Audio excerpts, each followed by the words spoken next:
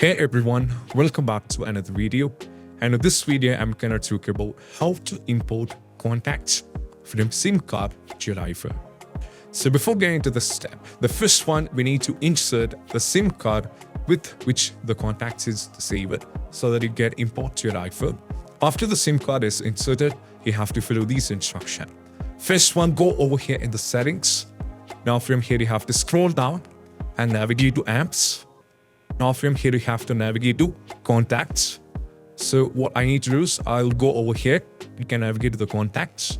Now from here, if you scroll down, you can see there is an option called import SIM contacts. So you have to tap on this so that all the contacts from the SIM will be completely copied to your iPhone and you can use it hereafter.